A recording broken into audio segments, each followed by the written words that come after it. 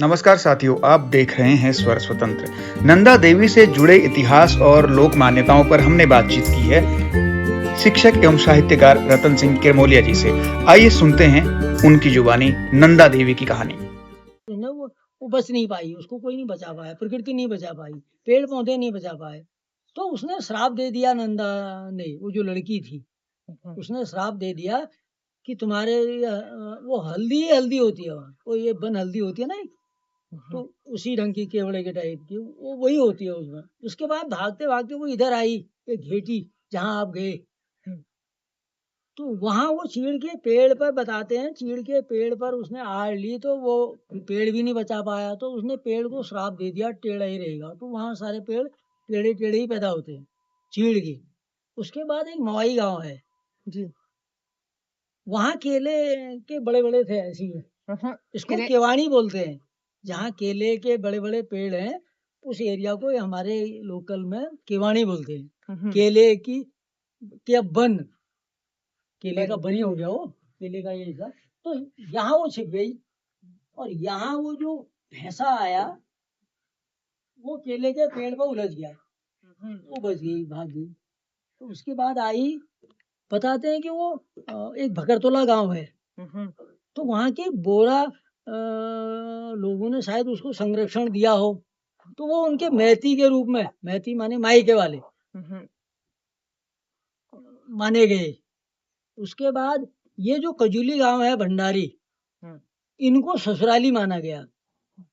तो जो यहाँ जागर लगती है भादों के महीने अष्टमी को, उसमें इनका जिक्र आता है। वो जेवर लेके आते हैं वहां से, वो जो मूर्तियां बनती हैं, वो केला वहां, फिर उसने उसको आशीर्वाद दिया कि तुझे जो है ऐसे ऐसे पूजा जाएगा, तेरी दिकरे बनेंगे। उसके बाद उनका सम्मान होगा, फिर उनको विधिवत वहाँ पानी के नौले के पास सुलाया जाएगा, अर्पित किया जाएगा, वहाँ समर्पित किया जाएगा। तो तब वो मवाई गांव में पहले दिन मवाई गांव में जाते हैं यहाँ से, तो नंगड़े भकोर कहते हैं उनको, जो बजाते हैं उनको बजाते हुए, नगाड़े दंगे बजाते हुए, ढोल दमामे और निशान ले करके केले के उस पर जाते हैं। फिर देवी अवतार लेती है, जो देवी जिसके आंग में आती है, तो उनके वो जिस पेड़, वो पेड़ हिलने लगता है, वो जो चावल फेंकते हैं उस पर, तो पेड़ हिलने लगता है, उसी पेड़ को काटना हुआ। काटा और उसको ऊपर ऊपर ही लाए, फिर यहाँ आके उसके डिगरे बनाए जाते हैं, नंदा सुनंदा। फिर उनकी पूजा प्रतिष्ठा होती है, फिर जाके इनको जिस दिन समापन होता है मेले का, उस दिन इनको सुलाया जाता है। ये तो ये चीज हुई। फिर जो रात जात है वो थोड़ा सा थोड़ा और टाइम पे होती है, जो चीज उसी समय नहीं होती है, थोड़ा वो होती है। तो यहाँ की परंपरा ये है। अच्छा, तो सर उधर चंपावत, उधर अल्मोड़ा, उधम सिंह नगर, नैनीताल, ये 6 जिले हैं। तो यहाँ जो, हालांकि चार चार कोस पर जो है वाणी बदल जाती है, बोली में लहजे में फर्क आ जाता है, तो फिर भी यहाँ की जो मेन भाषा है, जो हम लिखने में भी प्रयोग करते हैं, वो कुमाऊनी है। तो कुमाऊनी पर भी मैं थोड़ा बहुत, हम लोग काम करते हैं, हमारे साथी लोग काम करते हैं। विशेष रूप से मैं अध्यापन से जुड़ा रहा, वो मेरी वृत्ति रही है। और खेती किसानी भी कर लेते थे, ऐसा नहीं कि बस सीधे सीधे नौकर ही रहे, सर्विसी में रहे, नहीं, ऐसा किसानी भी करते थे। खेती किसानी, हल चलाना, खेती किसानी करना, गुड़ाई निराई करना। उसके बाद जो फिर हम अपना समय निकालते थे, 8 घंटा स्कूल में जाते थे, बहुत दूर दूर, 8-8 किलोमीटर वन साइड। ओके, हाँ, पैदल दूर है, ऑन फूट पैदल जी चलना। जी जी, आज तो गाड़ियां हो गई हैं, लोग सर्विस शुरू करने से पहले गाड़ी में गाड़ी ले लेते हैं, तो हम पैदल पैदल on foot 5 kilometre, 7 kilometre, 8 kilometre, इसी एरिया में ज्यादा रहा मैं। फिर बाद में अल्मोड़ा चला गया। तो तो संगत भी ऐसी रही कि लिखने पढ़ने से ही जुड़े रहे। 5 के बाद जब बाहर गया, यहाँ से ट्रांसफर हो गया अल्मोड़ा, तो फिर खेती किसानी छूट गई।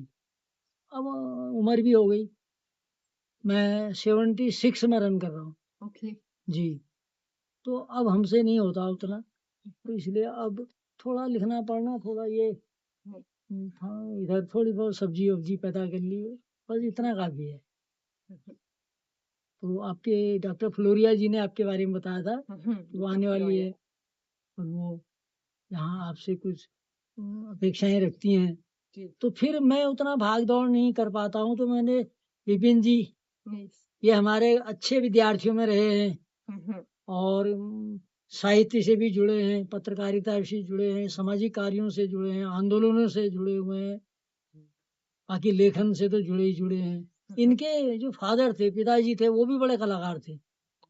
वो संगीत के बड़े शौकीन थे, वो भी टीचर थे, वो हमारे साथी रहे हैं। गांव में, मैं अपने ही गांव की बात करता हूँ, यहाँ उपराऊ कहते हैं, जहाँ सिंचाई की व्यवस्था नहीं होती है, इरिगेशन नहीं है, वहाँ वर्षा पर निर्भर खेती होती थी, वो भी बहुत बढ़िया होती थी। तो मडुआ वगैरह ये चीजें होती थी, तो उस समय हर मवासा जो है उसके बाद बहुत खेती होती थी, तो हुड़किया बॉल लगाते थे, मतलब उतना अकेले नहीं कर पाते थे निराई गुड़ाई, तो सम्मिलित प्रयास, हुड़किया बॉल का मतलब है सम्मिलित समूह में इकट्ठा होकर के आराम आराम से गा गा करके काम भी हो जाता था, मनोरंजन भी हो जाता था। तो ये परंपरा रही है। और कौन कौन गीत? और गीत तो मुझे उतने याद नहीं रहते हैं, बल्कि कमल राम ने आपको कुछ गीत बताए होंगे, बहुत हैं देवी देवताओं के। अपने भूमियाल जो हमारा क्षेत्रपाल होता है, जिसको हम मानते हैं, जो हमारी खेती किसानी समृद्धि की रक्षा करता है, हमारी रक्षा करता है, उसको भूमियाल कहते हैं।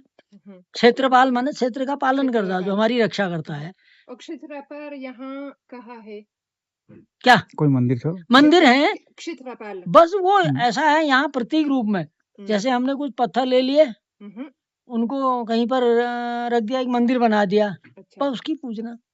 और ऐसा कोई अवतार उनका है होता नहीं है, बस उसको हमारी फसल होती है या धौ दिनाली होती है, दूध वगैरह हुआ, ये चीजें हुई, तो वो उस टाइम पर उनको रोडवेट कहते हैं उसको।